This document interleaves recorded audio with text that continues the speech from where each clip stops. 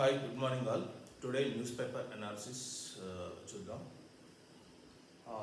మేజర్గా న్యూస్ ఈరోజు వచ్చేసి ఇంటింటికి వెళ్ళి చెప్పండి రుణమాఫీ చేశామని అంటాం. ఊరూర పండుగల సంబరాలు నిర్వహించండి. 30,000 కోట్లు ఖర్చు చేశాం సంక్షేమానికి. ప్రజెంట్గా రుణమాఫీ అనేది 12 లక్షల మంది రైతులకు చేస్తున్నారు. అందులో 31,000 కోట్లు గవర్నమెంట్ అనేది ఖర్చు చేస్తున్నది. కానీ ఏదైనా సరే కానీ అతి ప్రచారం అనేది ఎప్పుడైనా ఇబ్బంది. మీరు అంటున్నారు కదా, ఊకే ఇంటింటికి వెళ్ళి చెప్పండి రుణమాఫీ చేశామని. రైతులు అందరికీ తెలుసు, అందరూ గమనిస్తున్నారు. కానీ ఎక్కువ ప్రచారం అనేది చాలా మీకే ఇబ్బంది అవుతుంది.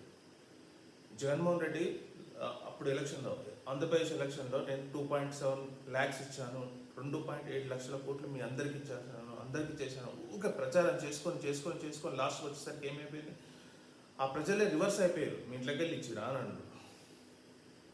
అందుకని ఊకే మేము ఇచ్చాము అని అతి ప్రచారం అనేది చేసుకోకండి ఎప్పుడైనా సరే. అది ఎప్పుడు మీకే ఇబ్బంది అయిపోయింది.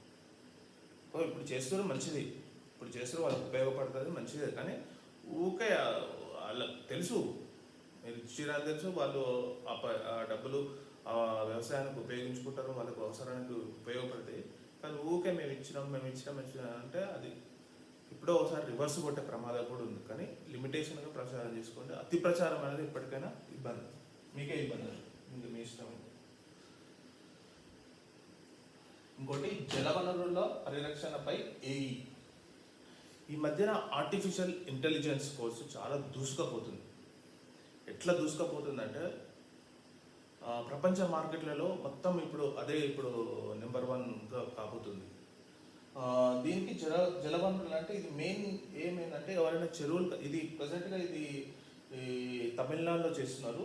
ఇది ప్రజెంట్గా ఏ టెక్నాలజీ, చెరువులు కానీ ఎవరైనా కబ్జా చేస్తే, అక్కడ నదీ పరివార ప్రాంతాల్లో ఏదైనా కబ్జా చేస్తే ఇమీడియట్గా అది అలారం మొత్తం అవుతుంది ఆర్టిఫిషియల్గా. అంటే దాని బౌండరీస్ లిమిటేషన్ ఒకసారి అప్డేట్ చేసిన తర్వాత ఎవరైనా సరే దాన్ని కబ్జా చేస్తే కానీ, దాని దగ్గరికి వచ్చి ఏదైనా ఇల్లీగల్ కన్స్ట్రక్షన్ జరిగింది కానీ ఇమీడియట్గా గవర్నమెంట్కు కానీ దానికి సంబంధించిన విభాగానికి కానీ ఇన్ఫర్మేషన్ ఇచ్చే టెక్నాలజీ యూజ్ చేస్తున్నారు. దీనికి హెల్పింగ్గా ఐఐటి మద్రాసు హెల్ప్ చేస్తుంది అనమాట ఈ టెక్నాలజీకి, తమిళనాడు గవర్నమెంట్కు. సో ఇది చాలా చాలా ఉపయోగం కూడా. నాకు తెలిసి రీసెంట్గా ఒక అమ్మాయి ఆర్టిఫిషియల్ ఇంటెలిజెన్స్ కోర్స్లో ఒక 1 year కోర్స్ తీసుకున్నది. ఆ అమ్మాయికి 35 లక్షల ప్యాకేజీతో ఒక ఉద్యోగం కూడా వచ్చింది. సో ఆర్టిఫిషియల్ ఇంటెలిజెన్స్ అనేది ఫ్యూచర్గా ఫర్దర్గా ఇప్పుడు బాగా డిమాండ్ ఉన్న కోర్సు. ఇంకోటి ఇంకా మిడిల్ ఈస్ట్ ఒక కంట్రీలో అయితే ఇప్పుడు Saudi Arabia, Mohammed bin Salman Saudi Arabia prince, అతను ఏం చేసిందంటే ఒక సపరేట్ మినిస్ట్రీయే పెట్టిండు, ఆర్టిఫిషియల్ ఇంటెలిజెన్స్ మినిస్ట్రీ పెట్టిండు. అక్కడ యూనివర్సిటీ, ఆర్టిఫిషియల్ ఇంటెలిజెన్స్ యూనివర్సిటీ కూడా ఎప్పుడో ఓపెన్ చేసిండు. సో చాలా కంట్రీస్ దీని మీద కొంచెం బాగా ఫోకస్ చేస్తున్నాయి. అందులో మనం కూడా కొంచెం బాగా చేస్తుందని అనుకుంటున్నాం. నెక్స్ట్ ఇంకోటి ఏంటంటే గడ్చిరోలి జిల్లాలో భారీ ఎన్కౌంటర్.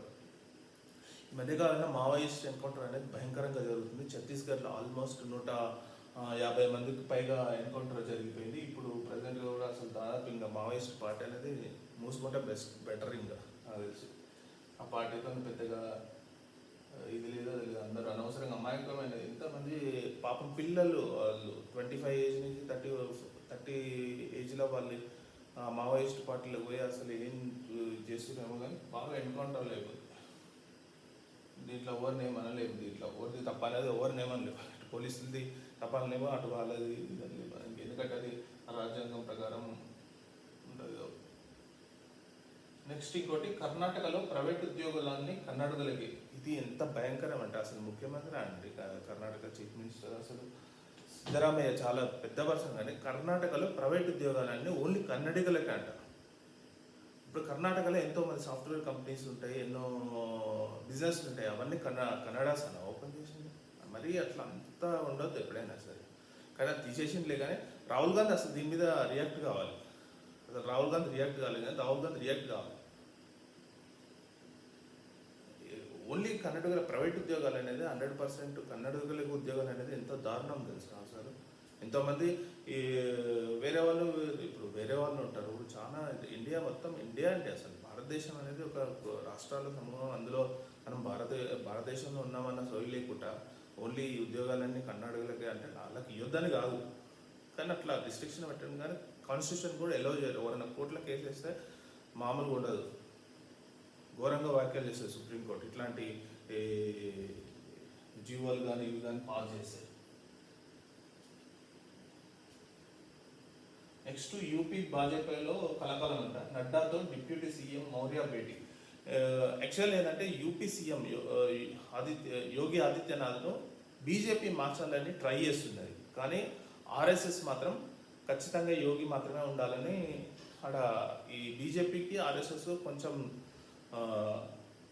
ఇది నడుస్తుంది. ఏది యూపీ బీజేపీలో, కానీ చూడాలి ఎవరిది ఉంటారు.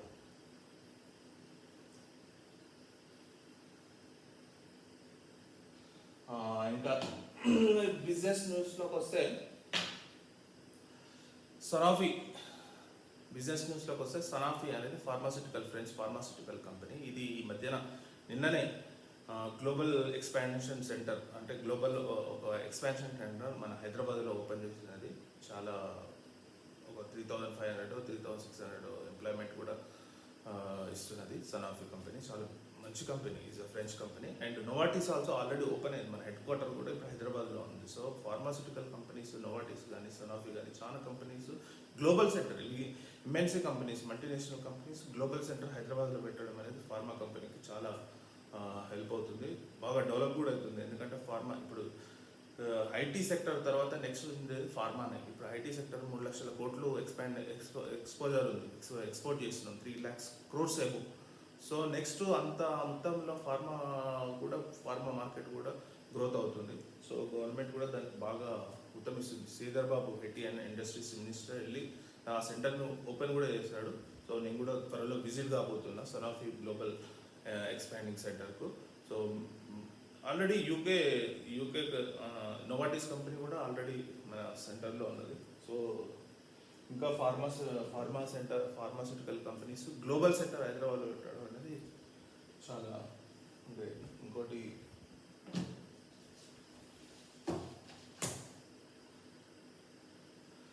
రీసెంట్గా ఇది సెంట్రల్ గవర్నమెంట్ ఇది గట్కేసర్ నుంచి, అంటే ఇది లోకల్గా బాగా ఉపయోగపడుతుంది. గట్కేసర్ నుంచి యాదాద్రి వరకు ఎంఎంటీఎస్ రూట్ అనేది అప్రూవ్ అయిపోయింది.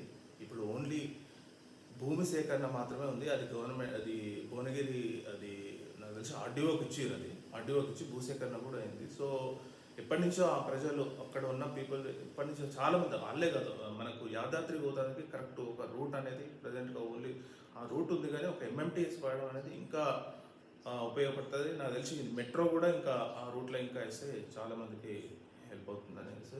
ఇంకోటి స్పోర్ట్స్ న్యూస్ వచ్చేసిన తర్వాత ఇప్పుడు ప్రజెంట్గా ఒలింపిక్స్ అనేది నడుస్తుంది. ఆల్రెడీ సంబరాలు స్టార్ట్ చేసిందని చెప్పాను ప్రజెంట్గా.